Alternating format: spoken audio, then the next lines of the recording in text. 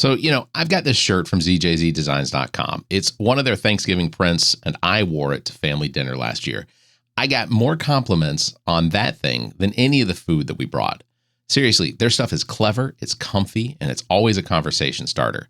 Whether you're into spooky Halloween teas, patriotic vibes, or you just want something original that doesn't look like it came from a big box store, check them out. ZJZ Designs. They've got new prints all the time, and I guarantee you'll find one that fits your vibe. Check out ZJZDesigns.com. Get ready, Columbia. Soda City Comic Con 2025 is turning up the heat this summer. It all goes down August 23rd and 24th at the Columbia Metropolitan Convention Center, and the guest lineup is already packed with fan favorites. Let's start with Katie Sackhoff. Yeah, Starbuck from Battlestar Galactica and Bo-Katan Kryze from The Mandalorian and Clone Wars. She's a sci-fi icon and one of the coolest people to ever wield a blaster. Then there's John Heater, the man, the myth, the Napoleon Dynamite. From Blades of Glory to Surf's Up and everything awkwardly hilarious in between. He's bringing the signature charm to Soda City. And rounding it out, we've got Caitlin Robrock, the incredible voice of Minnie Mouse in Mickey Mouse Funhouse, Minnie's Bowtie Tunes, and many more. She's also voiced characters in Agrasuko, Amphibia, and Mr. Pickles. A true animation powerhouse. They'll all be there, signing autographs, taking selfies, and meeting fans all weekend long. And this is just the beginning. Even more celebrity guests are being announced. So keep checking SodaCityComicCon.com for the latest updates, guest lists, ticket info, and VIP perks. Make your summer unforgettable. Grab those tickets and come celebrate all things pop culture at Soda City Comic Con. Hello, hello, hello, all you cool cats and kittens.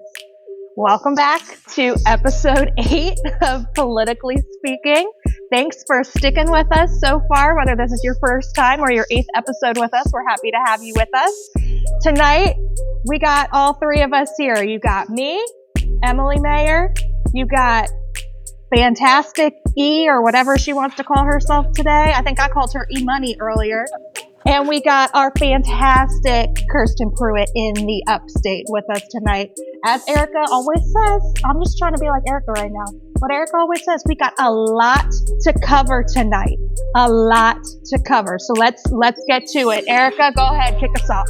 Yes, and we really do have a lot. We actually had to skim this one down. So we had too much on the plate. So let's go ahead and get started. We are going to be diving in to talk about some hot topics. Some of you may already know about it, but if you don't, that's the point of this podcast. We want to share some information, keep you in the loop, keep you in the know.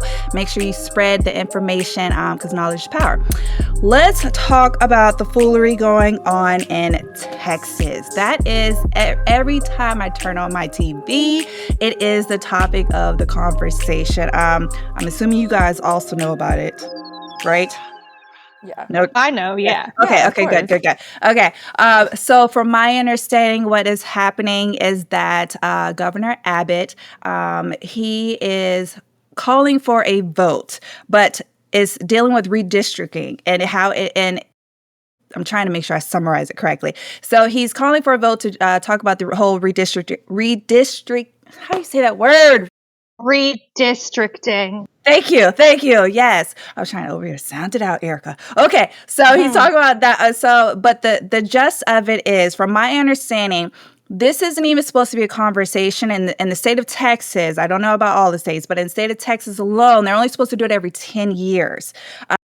Right. That's a general. Okay. That's pretty standard. Okay, perfect. That's why we all on this podcast. Okay, but it's supposed to happen every 10 years. And the issue, well, one of the issues, there is many, is that we have not reached that 10-year mark. They are trying to cut it in half and do what's convenient for them because they're trying to gain more seats in these elected positions. And so it's caused so much stir and commotion to the point that they can't even get a quorum to even get the vote. And when I say they cannot get that, it's because the Democrats are taking flight, literally taking flight out of the state of Texas. And so that's what we want to open up with, because that is a heavy topic. What are your thoughts about what is going on in Texas? Kirsten, go ahead. You start. Well, to add to what they're trying to do, if, they're able to pass this redistricting plan, then in theory, it would give the Republicans 5 additional seats in the U.S. House of Representatives. Mhm. So that's a pretty big deal. The Republicans have the majority right now. It's a slim majority, but they do already have that. And so they're just looking to expand that while they are in power. And I think they're afraid too, because in the midterms, they're going to have to answer for everything they've been doing up to that point. So if they can draw districts where you're going to have Republican voters that really don't care what you've been doing, it gives them an unfair advantage. And yeah, I don't know. What do you want to add? Yeah, you hit one of my points right away. It's definitely a fear of the midterms. There is a general consensus out there that Republicans will have a really tough time in this midterm. At least that is the hope of the Democratic Party. And in line with what we saw in the first Trump administration. So I think you're exactly right. Like, it's a slim majority that they have right now. If they can get 5 seats that they know they don't have to worry about. And Texas has been trending. Like, I mean, they've been running some strong congressional candidates. They've been, at the state house level picking up seats. So like, Texas is trending in a direction that is not Greg Abbott. And so, yeah, there's definitely like the fear of the midterms, but also the fear of the trend of Texas right now that I think impacts it. I want to give a shout out to J.B. Pritzker, Governor Pritzker in Illinois. His family, all of his fortune and wealth is based on his family's owning of hotels. And so he welcomed those Texas Democrats with open arms and said, we will put you up in these hotels. We will keep you safe, because we know in this political climate, there are threats and there are, all of these efforts to, it's just crazy. But so shout out to Governor Pritzker. He has even said, like, Greg Abbott can try to send the cops here. And the cops are more than welcome to visit the great state of Illinois, but they will not be taking anybody out of the great state of Illinois. And I love that energy. I think right now in this moment, that's the energy that Democrats need. That's the energy that voters want to see. So shout out to him for sure. And then, I've been going back and forth on this because I don't believe gerrymandering is right regardless of which party is in power. I don't want Democrats to draw seats that are in favor of them, and I don't want Republicans to draw seats that are in favor of them, because the people, I truly believe in the ideal of America that the people are electing who represents them, not the other way around. And call me an idealist, pie in the sky. I know that I'm right there with you, girl. So I've been having a really tough time with this, because I would love for there to just be like independent redistricting commissions that come in and draw all the lines, and everything is as fair as can be, and the winner wins and the loser loses, and we'd all just like move on and try again in 2 years. But that's not the reality of the world that we're in right now. And the Republicans are not going to play fairly. It's not like, I'm not even saying there's a chance they play fairly. It's like very, very clear that they have no interest in playing fairly. And so, unfortunately, what that means is that the Democrats now have to also play unfairly. So Gavin Newsom, we talked about in the last episode, governor of California, and Kathy Hochul, the governor of New York, have both said, like, if Texas wants to do this, go right ahead. And we will find a way to get those 5 seats back. I think even Gavin Newsom was like, I could have them redraw a map where every single district in California is Democratic. So I'm, again, here for that energy. I hate that that's the point that we're at. But play stupid games, win stupid prizes, I guess. Like, we're not going to be able to shift the tide if people are playing on 2 different playing fields here. So they're going to get down and nasty. We got to get down and nasty. And if that means we have to draw lines that I typically wouldn't agree with, then that's what that means. I also just don't understand it's 2025. First of Right. all, like, why are we redrawing lines? Mhm. And not only that, we redrew lines late because of COVID. Like, the That's right. courts said because people weren't able to go door to door to finish the census in 2020 and all of this stuff. So it's not even like it's been 5 years. Like, it's been 3. So I'm just like, whatever. But I wanted to ask y'all, did you see that one of the congressmen in South Carolina is like, oh, well, we need to de-gerrymander Clyburn out of his seat. We should redraw our maps. We have one Democrat in Congress representing this state. Right. And whoever, I don't remember if it was Ralph Norman, I don't remember who it was, Mhm. but they were like, we need to redraw our lines too and get Clyburn. And they probably will. I think it's just the audacity of the whole like scenario. It's like, why even set up the parameters that this should happen every 10 years if we're doing it now? Like, why even like it's like it's already like the law, you know what I'm saying? Like, this is what they're doing. So who just woke up one day and said, today is Tuesday. Like, you know what? I have nothing else to do today. Like, let's redraw some lines. You know, it's like, no. No, they keep moving the end zone. Right. Like, they're And just it's like, it's ridiculous. and then the extra layer is, Governor Gabbard is like trying to remove these, our elected officials from their seats because they chose to not be present for quorum and stuff. And I just feel like that's also another layer of like, these elected officials do not work for you, Abbott. What's his name? Gabbard. Yes, they don't work for you, nor do they work for President Trump. They work for the people. I love this Gabbard. You're Yes. mashing together his name. What is his name? Greg Abbott. Yes, yeah. Abbott. Listen, yes, thank you. Listen, I was like, what is his name? Say that again. What do you mean? What do you mean he ordered it? Oh, it's Trump. Oh, I forgot that. I didn't know that part. Ew. Okay. Thank you. Listen, Because he knows Donald how the Trump and his midterms are gonna go. cronies. Right. Correct. And And- he's like, if people are talking about Texas, they're not talking about me wandering on the roof of the White House. Deflection. And they're not talking about the Epstein files again, still. Deflecting. So, this is like all part of it's all part of his game. I think the thing that pisses me off the most about Greg Abbott sending out Texas police, and I think even like federal agents are being they're trying to get mobilized. the FBI involved. Yeah. I'm like, first of all,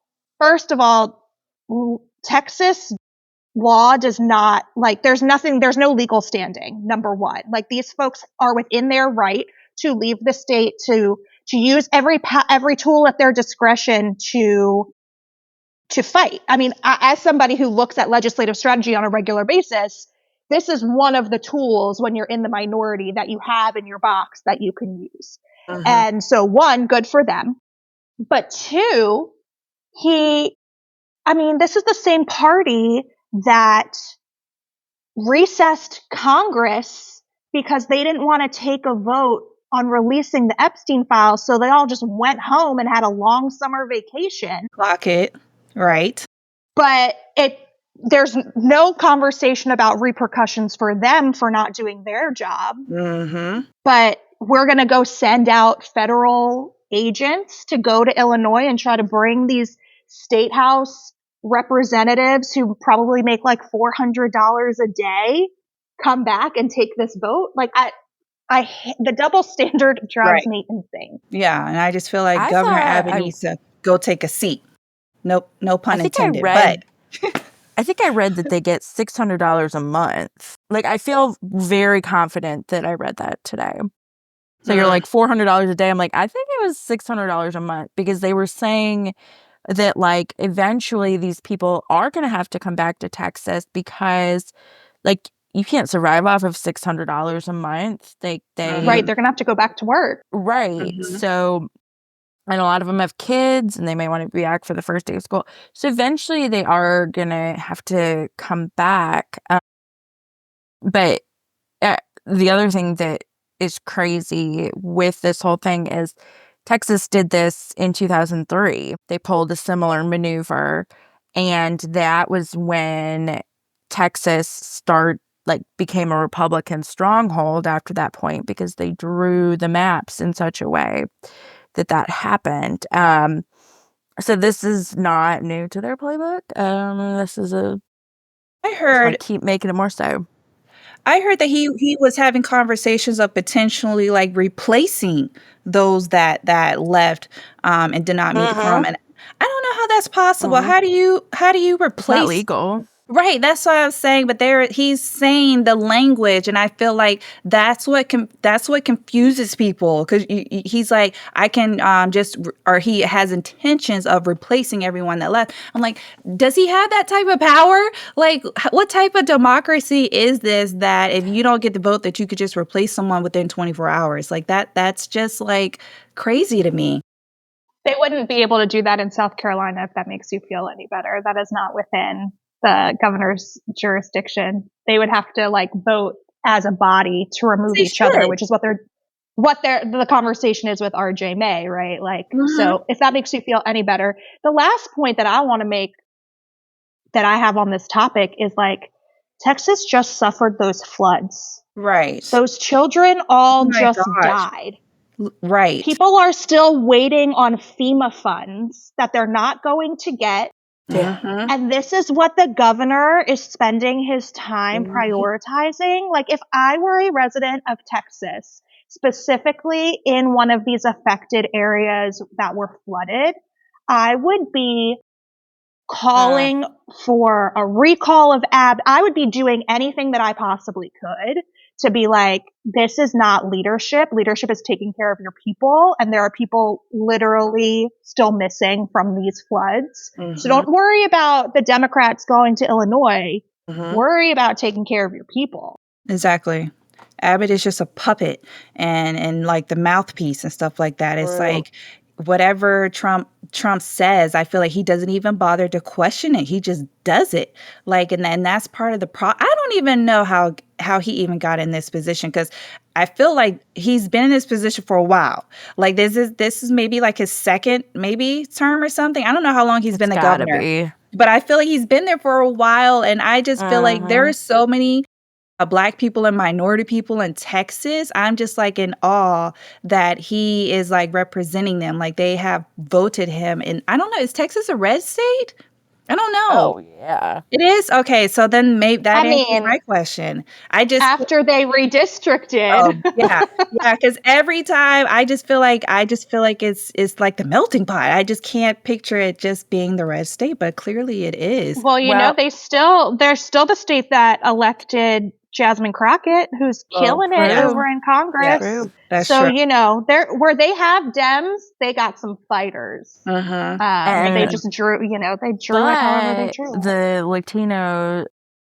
the Latino population did vote overwhelmingly for Trump in Texas in this last and that, you know, the Republicans, the way they want to redraw the maps, political strategists have said that it might not necessarily even turn out that it would be 5 Republican seats, because who knows if those Latinos are going to show up if Trump's not on the ballot. I mean, they might still show up, but like, who knows if they're going to vote Republican or if they just voted Republican for Trump. Like, we don't know. Who knows if they're going to be allowed to show up to vote? That's a very good point. Yes, I can't wait for this to be. I'm glad that this is Trump's last term, because I am so curious to see what happens when Hopefully. Trump is out of the picture, because it is Love that how confidently you said that. because I it's the know. party of Trump. It is the party of Trump. I don't carry that same confidence in me I don't Really? either. that you do. Mm-mm. I do not. Really, I do.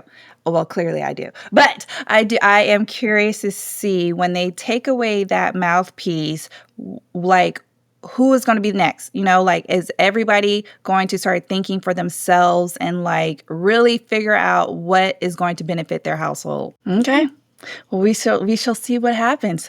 But I guess With I'm a that- pessimist. I don't know. But I just do not have You're like, I that. gotta see it to believe it. Listen, I feel you. I feel We've been you. disappointed so many times, and once you've been knocked Listen, it's down, only you been just 6 sort of months, expect it.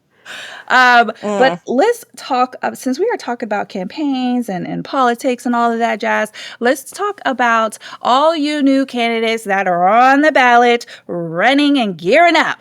Let's talk about outreach and just the topic of fundraising, the perception of fundraising. How do you ask for money? What are the different ways to not pressure people into, getting any type of funds? So let's go ahead and talk about that. And if you are running for office, shout out to you. That is not an easy feat. Shout out to Ev. She has definitely experienced that side of things. But let's talk about the perception of fundraising to anybody that is out there considering running, that is maybe already running or has experience with running. Let's go ahead and dive into that. So the first thing I want to ask, and I'm going to shoot this to Kirsten, how can candidates approach fundraising without making potential supporters feel pressured or uncomfortable?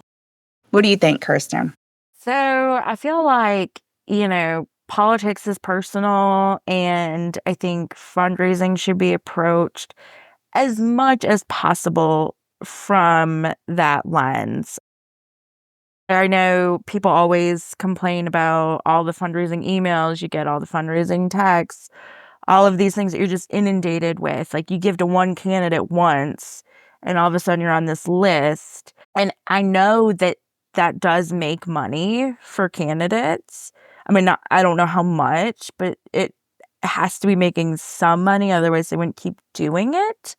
So I'm not saying like eliminate that, but I think that call time where you spend time actually reaching out to people is way more effective.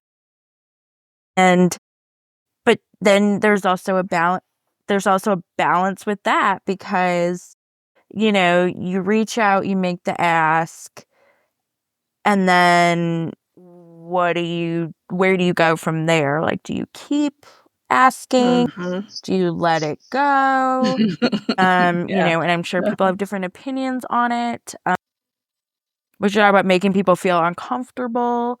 I think that, if somebody's in a rough financial situation, or if they just don't want to give, for whatever the case may be,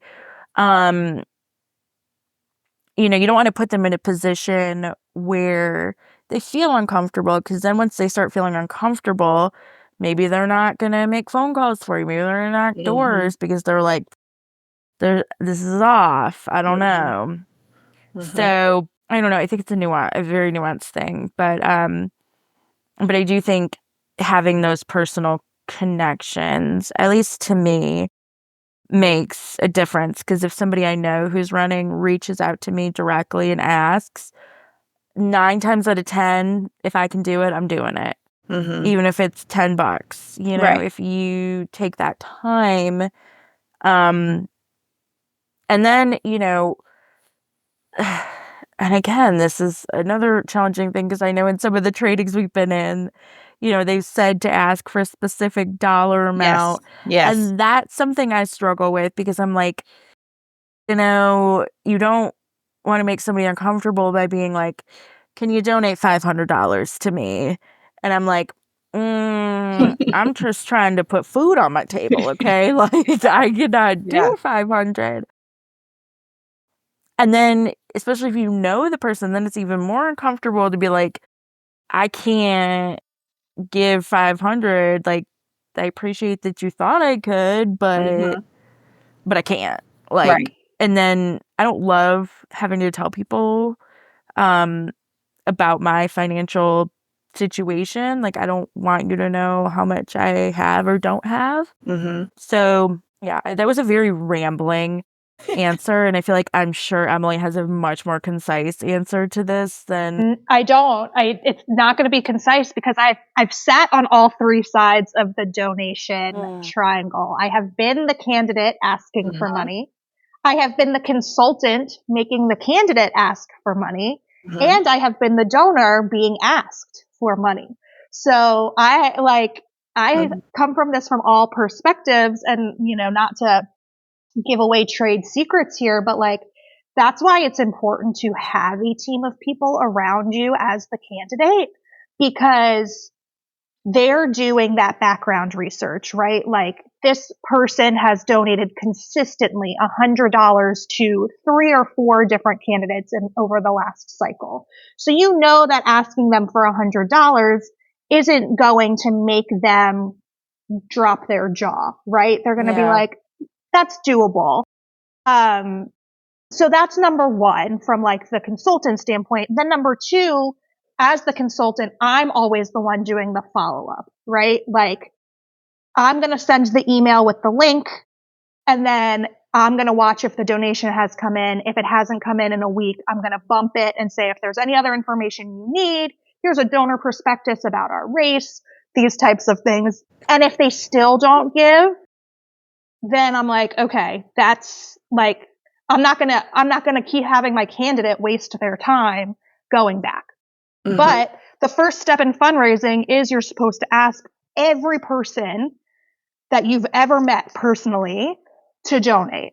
And to your point, Kirsten, if people take the time to personally ask me, I'm going to give, because I understand the time commitment, but also I appreciate the effort. Like, don't just put me on an email list and say, donate here, I'm launching my campaign today, and expect that to be personal enough for me if you and I have had a meal together, phone conversations, that type of thing. So from a donor perspective, I do like that personal touch. And there are some big dollar donors who have no problem giving even more, but only if you call them and like start a conversation with them, right? They could write you a $3,000 check if they wanted to on any day of the week. But if you're not taking that time and, like, I hate to say earning it, but that is what it is for some of these big dollar donors. And we already know the Democratic Party doesn't have as deep pockets as the Republican Party. And so, it's this give and take game of grassroots versus, we do have these few big dollar donors. Definitely, I'm going to take the time to call these big dollar donors first.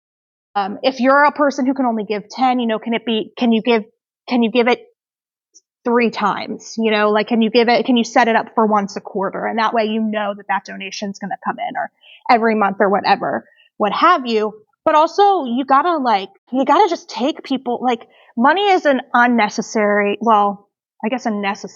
evil in this game. And I really struggle with the fact that Democratic donors like take their ball and go home after a loss.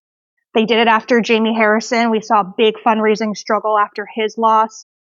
I fear we're going to see it after this Kamala loss. Like, oh, well, they raised all this money and they still didn't win, so why would I give you my money?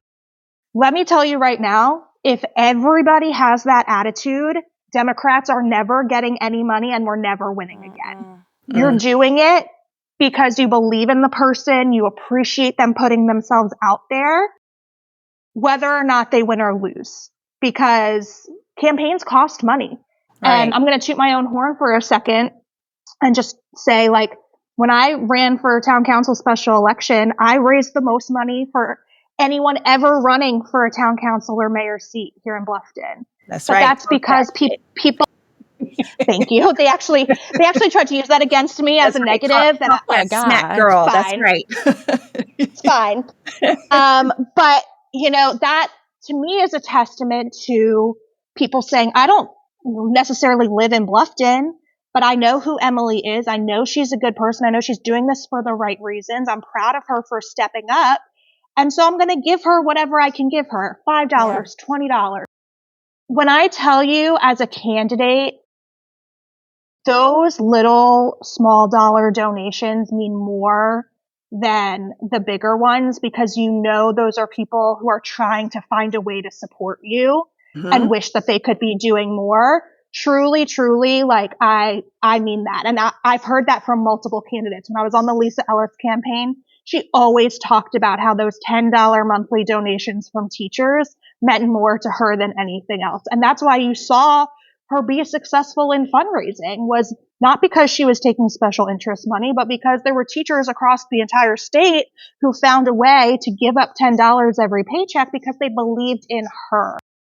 And I think there's something so powerful in that. But those text messages, man, I gotta tell you, I opt out of them. I do. Yeah. They're overwhelming. impersonal.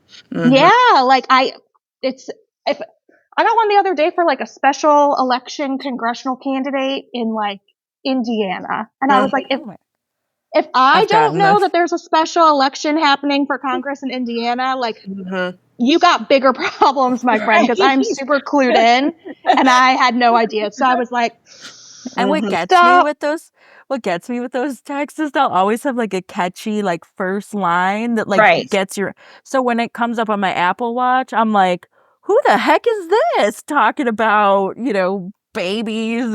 I'm like, what? or when they make you think that like it's Barack Obama asking you to donate. Hey, Right. Emily, like, it's Barack. Yeah. yeah. Yeah. Hey, this is Kamala. I'm asking personally. No, you're not. Yeah. But I'm gonna throw some shade. The boomers, I think it works on them. I I was think gonna they say, really I think. think it works on some people. I think they really think that Barack Obama or Oprah Winfrey or whoever it was Mhm. really sat down and wrote that email. And I'm like, no. They paid somebody a lot of money to Mhm. write as if they were Barack Obama.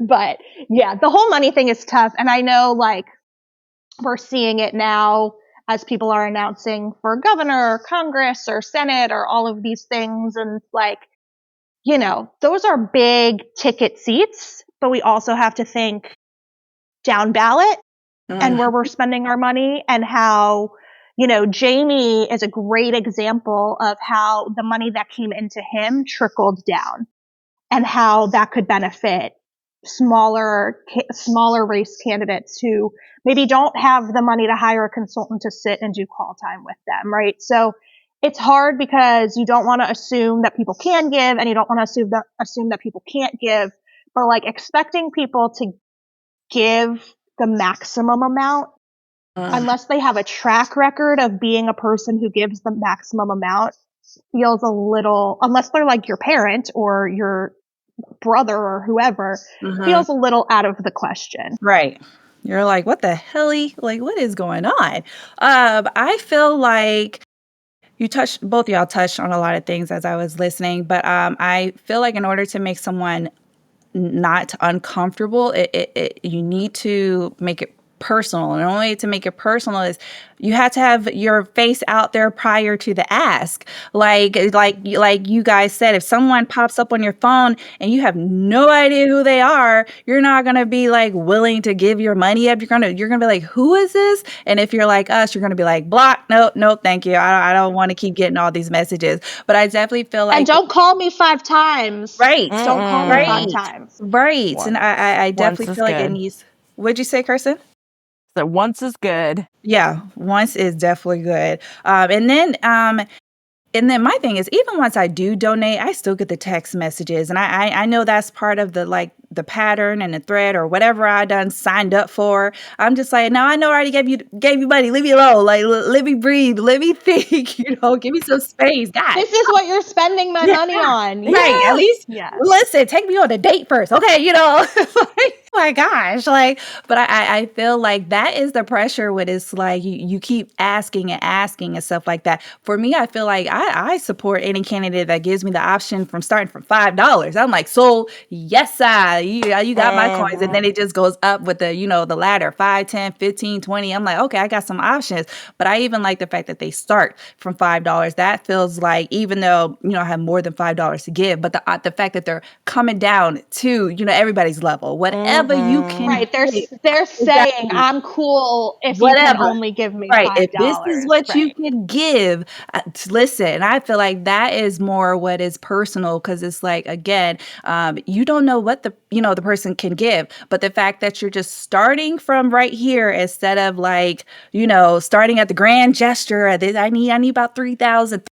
And now in monthly payments, what are you talking? Like, what in the world? But I Yeah, definitely because feel like, I think if you give me permission to donate Mhm. $5, Mhm. then I'm gonna be like, okay, well, if I can do 15, I'll do 15. Exactly. You're But gonna if you charge max. ask me for like $3,000, I'm gonna be like, oh no, I'm not gonna give you anything because I feel like you're not okay with anything but that 3,000. Right. Mhm. Right. Yeah. And, Kirsten, to your point, when, you're talking about, how much to ask of people, you don't want to assume what people's financial situations are, especially if it's like somebody personal who, doesn't have a donor history necessarily, just laying it out there. Like, this is the most you could give if that's something that you're able to. If not, any amount is appreciated. And if you can't give financially right now, I'll need help with phone calls. I'll need help with door knocking. Please follow my social media campaign, and share things to help, the algorithm or what, like giving people ways to support you that aren't financial, I think takes some of that burden and that pressure off of folks to be like, oh, I don't have but I want to help Mhm. you because you're my Mhm. friend.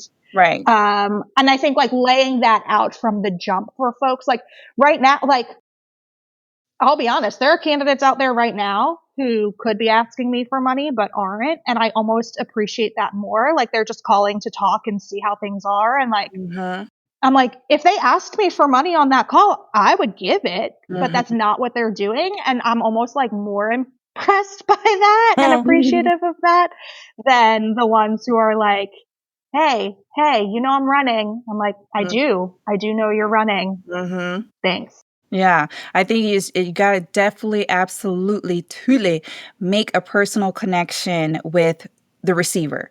Whoever you are talking to, if it's a teacher, if it's a councilman, if it's your neighbor, the mailman, whoever it is, you got to learn to just read the room. Don't assume that obviously that they can, give a lot or give nothing or whatever. Don't ever assume. Just make the ask. But I also feel like just read the room and then let it be, up to the person. But if you're at some type of gala and things like that, okay, read that room and they know how to ask for those type of funds. 100%. The room, but it's really 100%. like a case by case.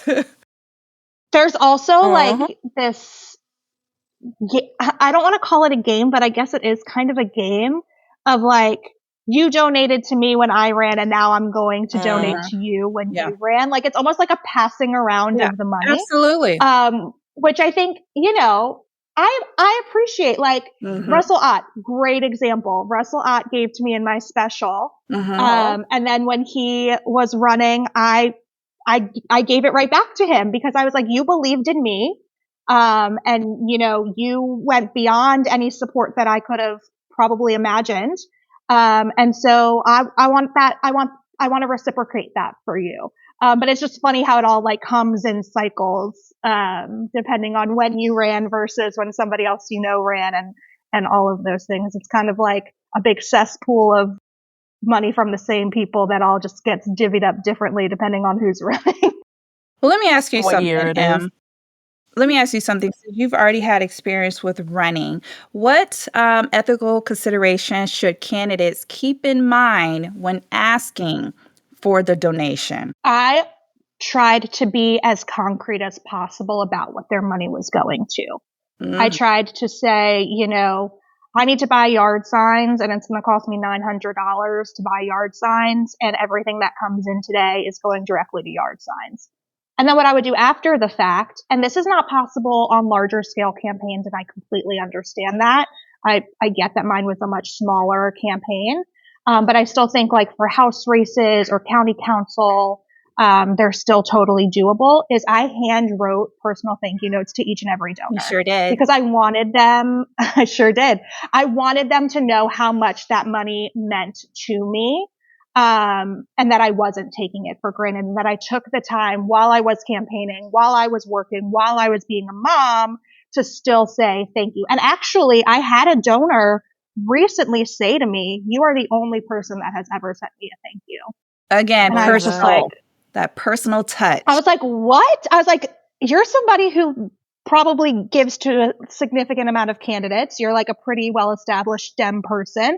And I was just like, I was shocked. I was like, I feel like that is like, at least what I have felt is like 101 stuff. And I was like, I'm the first person that you ever got a thank you from. Like I have a little stack in my corner over here from people that I've given from throughout the years. Bill Kimmler is one, who stands out in my mind, making sure. And then now every year I get a holiday card from him because now I'm just on his list.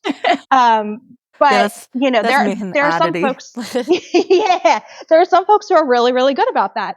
But that to me ethically was really, really important. One, being honest and concrete in where people's money was going and not saying that I needed money if I didn't need it. Like, I feel like sometimes you get these messages that it's like, bad news, we're being out fundraised like 10 to 1. Like, well, one, no, 24 hours, you're really not. $1,000. Right.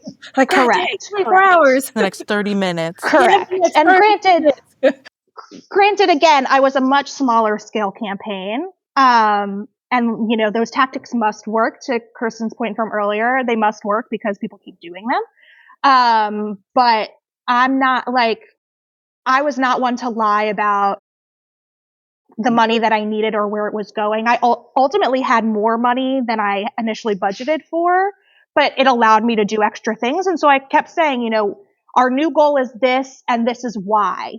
This is what we're going to do now with this additional money that we weren't going to be able to do before. Mm-hmm. And so that, that felt good for me to be able to be honest, but then also truly showing that appreciation, because there's I don't know how to explain it. And I wish somebody had said it to me before I ran, but the amount of added pressure you feel when people give you their hard-earned money is you don't want to disappoint them. Aww. And so I felt like it was so rewarding. Like, thank you so much for believing in me, but also now I'm like, shoot, now I really got to make sure that I'm so, it's a weird mental space to be in. Also, I could talk about the psychology of being a candidate all day long, because at a certain point, whether you actually believe you're going to win or lose, you're telling yourself you're going to win because you're telling everybody else that you're going to win.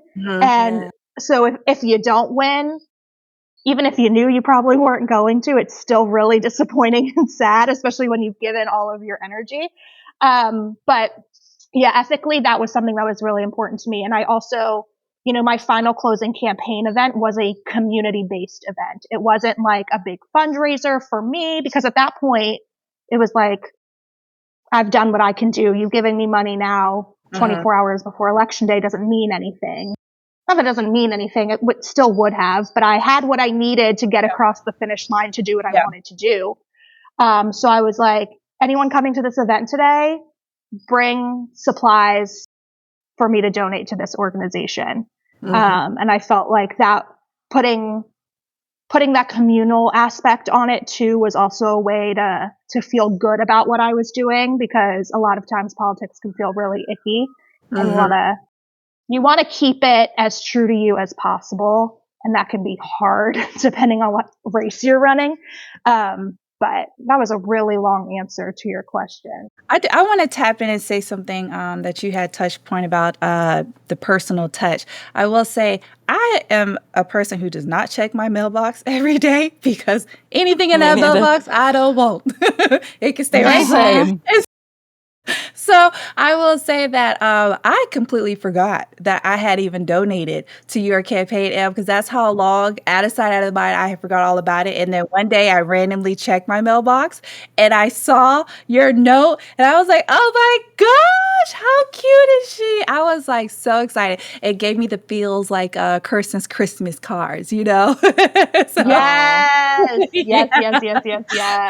I definitely appreciate it. I was like, oh my gosh, how cute is she? And if I felt like that, I can only imagine how other, people that receive that, feels like, because again, it was still out of sight, out of mind. And so when I did check the mailbox, I was like, oh my gosh, I was like, thank you, M. I guess I didn't, you don't think about like things like that, but it clearly filled my cup, because I received it, I opened it, I was like, oh, I love this. It was just, the little things, like you did not have to think, you could have sent it in a text, you could have like anything, but the fact that you hand wrote it. You bought a stamp. You bought everything. You mailed it off. I was like, oh my gosh, but she took time. She knows And me. Like, she and knows who I am. you put some little stickers in there. Right. And Like, I Justin did. put his I did. sticker. I mean, we both put the like, 'cause there were 2 stickers, and we both put them on our phones, even though we live nowhere see? near Bluffton. But we're like out here with our Emily Yeah, Mayer phone cases. And Justin exactly. kept his on his phone till it like literally disintegrated. Oh, I mean, and I this was love like that. months way Yes. after the No, like election. people would like send me a picture of my thank you note when they got Mhm. it to like Aw. show their appreciation, Exactly. or like, hey, this is where I put my sticker, or Yeah. like your thank you note's on my fridge, or like Mhm. whatever. And I was just like, y'all's reaction to it made it well worth it. But it was also like something that I had to budget for, right? Like that was something Mhm. that was important to me Yeah. to be able to do for my donors. I Mhm. had to include that in my big picture budget. Ultimately, I mean, it came down to like pennies compared to my yard signs and all that other stuff. But yeah, I mean, that's why I think the larger campaigns, you're just not going to be able to keep up with it. Yeah. And financially, it doesn't make sense to spend all that money on stamps. Mhm. But when you have a smaller race or a special election or whatever it is, it's like a nice little personal touch. So shout out to the people who taught me that is the right thing to do, and shout out to the people who have given me thank you notes. Mhm. And cheers to more thank you notes in the future. So, speaking of the future, let's go ahead and talk about the next thing that is coming up, which is the upcoming primaries. If your phone is being flooded like mine, I feel like every time I open up my phone, have y'all seen the Spider-Man meme where it's like 5 of them like pointing to one another? I feel like that's how it's like every time I open up my phone, it's someone else, and I'm like, who is this person? Like, I'm like, I didn't even know this person existed, but I think it's just. Nonetheless, I think the competition is good, regardless of if they're coming. If I did not know about them or anything like that, I think that there should never be a seat that does not have an opponent. We just need more people involved, more people who have something to say, something to give, something to teach. So I think that is great that, once it is election time, that you see more people on the ballot. Like, we need options. It can't just be the same consecutive person. I mean, and if it is the same consecutive person, maybe that person is just the right person, But nonetheless, I'm glad that all these people, do come out regardless. But yes, there is. The primaries are around the corner. It's almost time to get out. It's almost time to leave your house and vote, people. Is you ready? I feel like it goes by fast, though. Oh my gosh, it so does. I got a phone call yesterday from the guy that I work with at the Greenville County Elections Office, and he's like, "You ready to go for November?" And I'm like, "Oh my God, I'm still in summer. Like this is coming up so Yeah. fast. Like I Right. can't." Yeah, I know. And this like Trump world where everyone just campaigns 24/7, 365. Mhm. Like, it's like the primaries are in June. Mhm. It is Yes. August. Mhm. They can't even file to run for office until March. So like, this is kind of crazy to have Mhm. so many people announcing, and like the domino effect of like Nancy Mace announcing she's going to run for governor. So now we're going to have people announcing for the first congressional because we know that she's probably going to give up that seat. It's just like the whole thing is like, it's like whiplash. I can't keep up. Right, and that's also why I feel like the messages start flooding in and flooding in, and I feel like that's the most annoying thing about like when it's election time, because it gets very overwhelming with the messaging and stuff like that. You're like, okay, I already know, especially if you already know who you're going to vote for, but then you got like 5 more messages that come in the same day and things like that. I feel like that's the part that gets like overwhelming to the voters, you know what I'm saying? Because we're like, okay, all right, I get it. I'm here. But yes, the primaries are coming up, and I definitely saw that Nancy Mace finally, ripped the Band-Aid off and made her announcement about her intentions for the governor's race. And Nancy Mace, I wanted to support her off the base of like, one, she's South Carolina related, and 2, she's a female. But if not in your own party, if two parties are saying that, that there's similar messaging about you, it's like, girl, you need to go back to that drawing board. You might need to get some friends or something like that. Listen, if Nancy Friends. Mace has 100 haters, I'm one of them. If she has one hater, it's me. If she has no haters, I'm dead.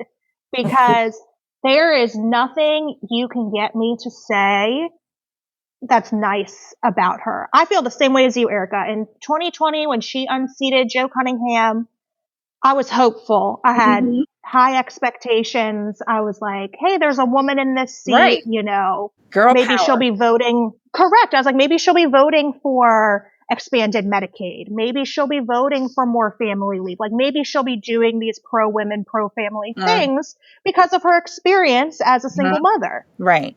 And then January 6th happened and she went on CNN and talked about how terrified she She was sure and did. her kids were there. And I was like, yes, like if my kids were in DC that day, I would also, like it resonated. And then girl just lost me. Like as quickly as she had me, she lost me. Right. And every time I see her stuff on social media, they always say don't read the comments, but if you want to ever be really entertained, read the comments on Nancy Mace's posts because Erica, you're right. Nobody likes her. Right. Nobody. Like she's not conservative enough for the conservatives.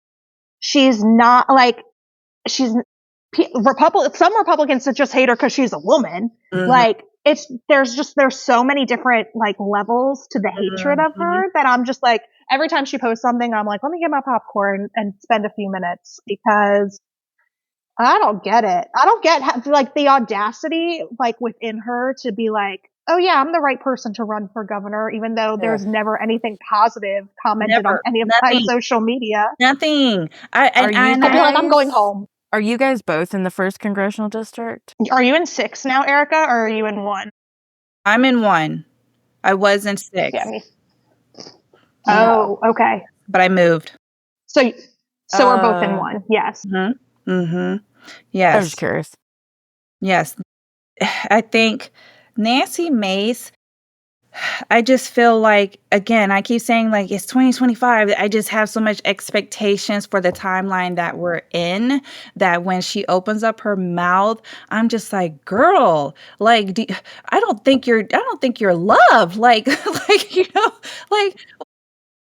like your team must not like you because they keep allowing this message to like be out there, but and it's like she's just so ignorant. It's like she doesn't have any empathy, like she just doesn't care. Like she says, like I don't even know what her thought process like is, and I say that only because we have to hold people that are running to these higher standards. So I just feel like the stuff that she comes out of her mouth, there's no way that you can say that and then be in the position that you're in. It's like, no, you need to be like a voter or something like that. Like you can't be saying certain things because in 2025, people do the thoughts out loud. Like they are no longer like thinking and not acting on it. In the rhetoric that you are allowing in the space that in the seat that you're in is just mind blowing. You can't act and say that because your intentions they're gonna spread like wildfire. Someone is going to receive what you're saying. They're going to feel froggy and they're going to leap and they're going to get the right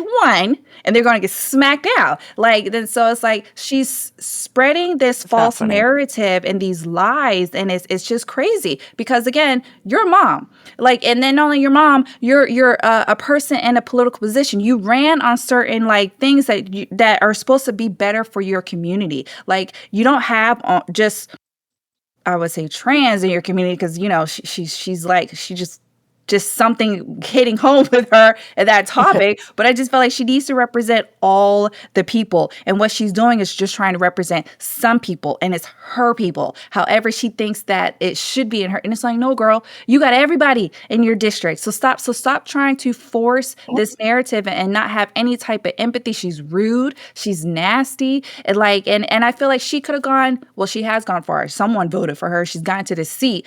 But I just felt like her storyline of being like the first woman graduate at the Citadel, like she's representing South Carolina. Like there's just so many accolades that she could have, spread the message and let other young girls out there, want to do better, want to, have those aspirations and dreams. But I feel like every time she opens her mouth, she belittles someone, and then she smiles about it. She's just rude and nasty. And again, you're in a position where you're speaking to your constituents and stuff, and the stuff that you're saying is just nasty and it's mean, and it's like, but now you want to be the governor, girl? Like what? Yeah. Like I didn't. Yeah, you're right. She Good. has no empathy. And to your point about like she only like serves a certain group of people, she only serves herself. Exactly. Like I really can't identify a subgroup of South Carolina District 1 that is like, she represents me and how I feel. Like I truly don't think that those people really exist. And it's like, you cannot try to be governor when you only care about yourself. Like as much as I dislike some of the other people in this race, Alan Wilson, you're not going to find me saying a lot of nice things about him. You're not going to find me saying a lot of nice things about Pamela Evitt. Certainly not saying anything nice about Josh Kimbrell. Sorry. But at least you know what they stand for and what they plan to do for the state, because they've already done it, either as attorney general or as lieutenant governor or as a state senator. Like, I can't tell you what Nancy Mace has done, and she's represented me for 5 years in Congress. And if anybody is considering running again, if Nancy Mace can be in this role and then run, I encourage you to put your name out there too, because if she can be in this position, and then if she can run for governor, run for anything. I feel like if you're listening, by all means, put your name out there and you can run too, because Nancy Mace needs to go have a seat along with Abbott. Like both of them are just like, I thought, and then sometimes I'm even getting like surprised about Marjorie Taylor Greene, because she's actually saying things where I'm like, how in the world? What world are we living in that things she says make sense? Right? It's just like, what in the world? But that's nor here nor there. We are coming to an end. So we have not done 2 truths and a lie in a while, y'all. So let's go ahead and end it on a high note. Kristen's going to beat me. I was just going to say, it's going to be a high note for me. So yeah, there's no purpose in even playing. Kirsten's going to beat me. I don't know, though. Gerrymandering, I feel like you know more about that than me. So I think you might have an advantage here. We'll see. I'm giving the Birdman hand rub. Okay. So we have been talking about the hot topic, the hot potato, the hot topic of gerrymandering. So I'm going to talk about 2 truths and a lie surrounding that topic. I'm going to ask 3 questions, and then they're going to have to decide which one of the questions is the truth. So the first question is, gerrymandering was named after Elbridge Gerry, who redrew congressional districts. Thank you, Bill. Congressional districts in favor of his own party in 1812. So gerrymandering, again, stems from the person named Elbridge Gerry. Okay. The second question, the term packing, that refers to concentrating opposing voters in a single district to minimize their influence. That's called packing. The last question. Republicans have historically practiced gerrymandering more than Democrats. 1, 2, or 3. So I definitely felt like 1 and 2 were true until... Wait, repeat number 3. Number 3. The Republicans have historically practiced more gerrymandering than Democrats. Yeah, so I thought 1 and 2 were true. And then you said number 3, and I'm like, I feel like Republicans have historically done it more. But then I'm like, we're not always innocent. So I think I'm still going to go with 3. 3 is your choice. All right, Is the and lie. And I'm going with 2. It's definitely not number 1. Yeah. I think number 3, you're like trying to do some kind of reverse psychology game on, but like my common sense says like, yes, Republicans have done this more, and that's so sad that we automatically are like, because they always show us their hand. Yeah. I feel like they wouldn't have some of the policies that they have on their platform if that weren't true. You know what I mean? I don't know. 2, we were talking about packing and like packing and cracking. Cracking is splitting apart. Packing, my understanding of packing has always been like, Clyburn's district's a perfect example. I'm going to take all the black voters in this general area and put them all in one district, even though it makes more sense for Charleston to be with Charleston people and Columbia to be with Columbia people. But I'm going to take these black neighborhoods and I'm going to push them all together to try to consolidate their power. So I'm going to go with 2. Okay. So to recap, you said 2 is false, and then Kirsten, which one did you pick? 3. You picked 3. Okay. Drum roll, please. I'm real anxious. Kirsten is correct. That's it. You know it. I mean, dang, Kirsten. Share the love sometimes. My gosh, girl. Wow. Like, I knew what? you had a tell with number 1 in the fact that you couldn't pronounce Elbridge. And so I was like, yeah, that one's true because she didn't make that up. I know. Listen, And I'm then going to be so 2, honest. like, When I have my guests fill in for me and I'm on maternity leave, if they get them right, I'm counting them towards wins for me. oh yeah, those are your people. Yeah. Yeah. Even if they're friends of ours too, they're your people. To fill in for me, I get their wins counted in my category. It might be the only wins I get. Right. No pressure to my guests. It counts. But correct. What if it's my co-host? Kirsten, you already won enough. So anything, you just out. Okay, no more discussion about you. Okay, because you're not. We gotta share the love. Like this. I don't know, you're still gonna be on the podcast when your guest is on the podcast. Yeah. So my guests are replacing me. Yeah.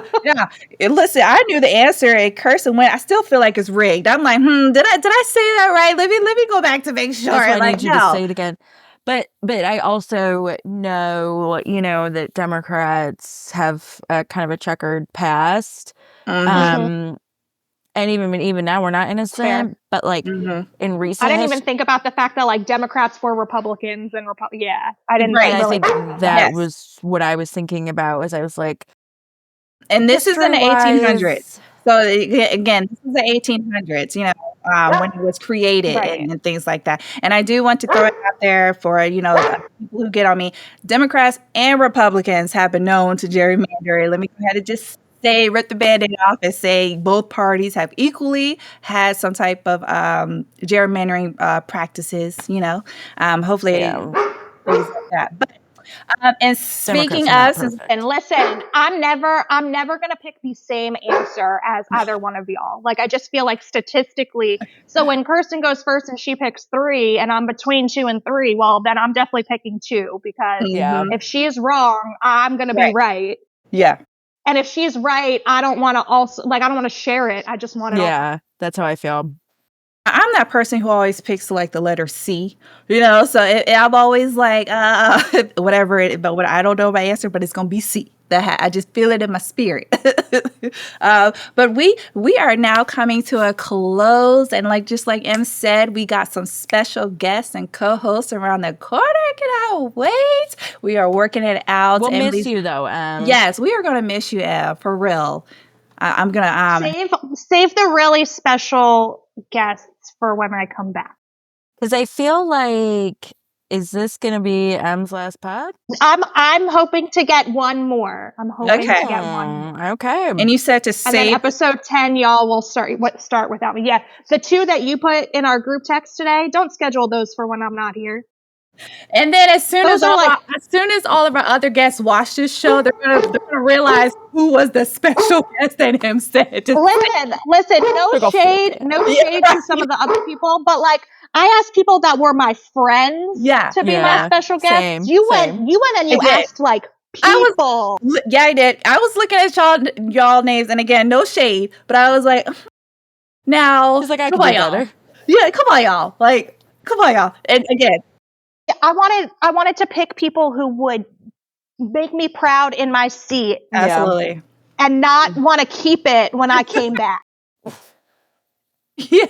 might. Yeah. Yeah. And I cannot wait for my people. You know what I'm saying? No shade to y'all. No shade to y'all. Because again, they all gonna watch this to be like, well, dang, what are we slim pickings over here? We're like They're the gonna back leftovers. out. Yeah. If that's how you feel. Wait, I was honestly surprised one of my three wasn't already on somebody's list to have asked. Like, I was like, surely somebody asked this person because we've talked about him on this podcast before. Mhm. And I was like, well, he's going to be one of my guests then. No, I was cracking up about I'm Kirsten's so person. glad. Yeah, Kirsten was like, well, you already have my one person. I won't say who it is, but you know. My one. She's like, this is the only person. Yeah. I was done. That's I was all like, we yes, need. absolutely. Please, yes, have that person come on. But yes, if we have not hyped you up enough with this ending, I cannot wait. And I don't know, and we might have to keep rolling on this plan with or without you. You told us, so you got to wait. Well, why don't you just have that first special guest that you put in our chat join us for the next episode, and then I know I definitely get time. All right, but thank you guys for tuning in. You see how I cut her off because anybody got time for Emily and her no. But yes, thank you guys for tuning in. I cannot wait until you guys meet all of our special guests. I hope, and make sure you guys keep Em and your prayers. Make sure you manifest all kind of good positivity out for her and this bundle of joy that is going to be our future voter and our future guest on our podcast. Future friend. Our special guest host, you know? That's right. But yes, until next time, keep it politically speaking. See you next time, guys.